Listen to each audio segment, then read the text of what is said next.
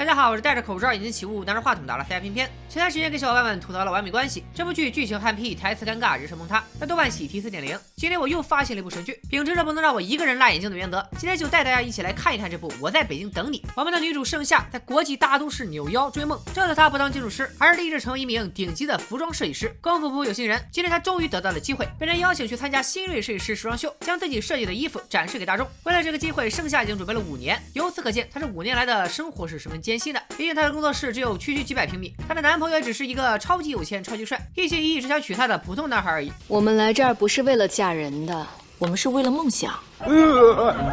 这时男友来到工作室找她，盛夏见到男友也很是意外。你今天怎么来了？今天不是 Friday 啊？不是我杠啊，你们俩一个是在纽约生活了5年的中国设计师，一个是在纽约生活的华侨，交流起来说中文我能理解，说英文我也能接受，你就非得整个中西结合吗？什么玩意儿？原来今天是他们相识3周年的纪念日，两人来到了一家餐厅，男友也正式向她提出了求婚。面对深情款款的男友，虽然盛夏曾经说过交往3年就有结婚，但作为新时代的女性，怎么能选择婚姻呢？为了阻止男友的求婚，我们的盛夏居然偷走了男友的求婚戒指。你说你暂时不想结婚，你可以开诚布公的跟男友说呀，你偷戒指干什么呀？而且这件事是你偷戒指就能解决的吗？你的男友就不会再买一个吗？合着你是不是想把这戒指卖了去交房租啊？当然了，我们的盛夏也有自己的一套理论。其实我也不想拒绝他，只是那一刻我突然觉得有点害怕。你那是有点害怕吗？你那不就是吊着人家，把人家当备胎养吗？呸！第二天，女主准备参加时装秀，又做起了腰，非要临时去改服装，于是让闺蜜先去了会场，自己随后就到。后面开车去会场的时候，顺理成章的迷了路。就在这时，我们的男主徐天登场，他手里抱着个假模特，看到盛夏的车陷进了泥潭，于是决定拿个铁铲帮他把车挪开，结果就被盛夏当成了杀人犯，一运都给敲晕了。经过这次意外，盛夏心心念念的时装秀自然也没去上，他赶紧把徐天送到了医院。按理说出了这么大的事情，你好歹接个电话给男友报个平安，可是他偏不，一直在医院里陪着徐天。将我推到你面前，试着透过你的眼，还原遗失的从前。小朋友，你是否有很多问号？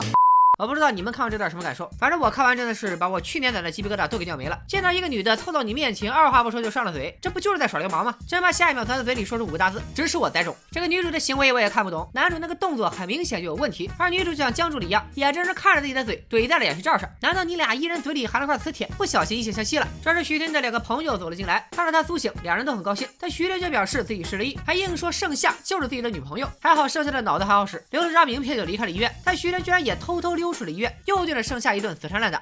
你的记忆就像一盘清水一样，突然有一个人用手指点了一下清水，啪，你的记忆里出现了一个人，而这个人就是你面前的这个人。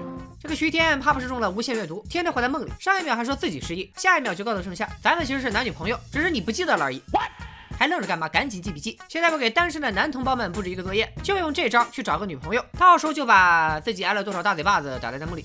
我想编剧可不是教大家怎么骗女孩子，而是形象生动的给大家展示骗子的手法，让大家提前警惕，避免被 PUA， 可谓是用心良苦，日月可见。很快盛夏就被带到警局做笔录，而她的富二代男朋友得了消息后，马上带着律师找到了她。按照目前这个情况，如果徐天上诉，盛夏有可能坐牢，而且名誉全毁。面对这样的情况，盛夏的回答只有一句：我不是故意的。这个解释太完美了。虽然我下死手把人打成了脑震荡，但我知道自己不是故意的。你可真是个逻辑大师。回到工作室以后，盛夏还没缓过神来，徐天就找到了这里。为了帮徐天找回回忆，盛夏决定带着他去故地重游。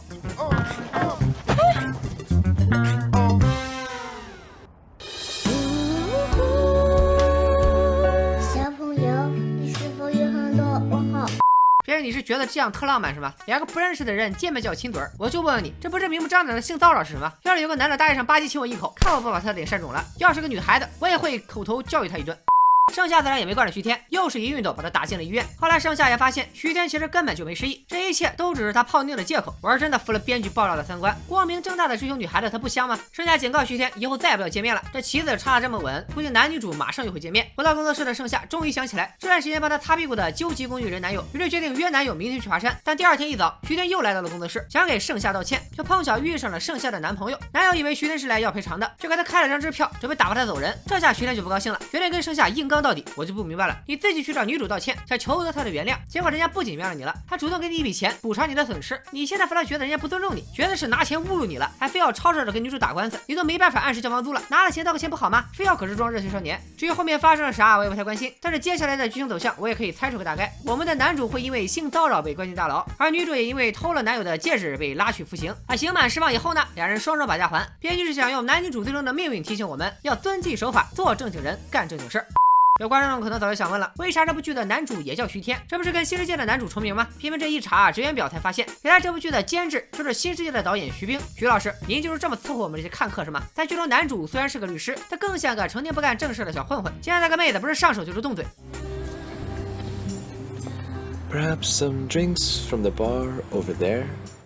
至于女主就更不用说了，虽然立志成为顶级的服装设计师，但第一场大秀就错过。虽然有个爱自己爱的死去活来的富二代男友，但女主只把他当备胎舔狗。几集看下来，女主的信条就是：虽然我当绿茶养备胎，但我依旧是个好女孩。至于剧情方面更是怎么狗血怎么来。后面女主的闺蜜更是喜欢上了她的男友，我懂，编剧不就是为了让男主在一起吗？但是人设不讨喜，在一起也没啥 CP 感，白瞎了点主演的颜值。本来我点开这部剧就是因为这个剧名，毕竟偏偏也是个9年老北片了。结果看完才发现，男女主的故事都发生在纽腰，北京的戏份也不是没有。不过主角成了女主从小玩到大的闺蜜和她的男友。以及女主妈妈和闺蜜爸爸的故事，3集看下来，出镜时间加起来不超过20分钟。感情我在北京等你，就是这个意思呀。算了，你慢慢等吧，我反正是不看了，拜了个拜。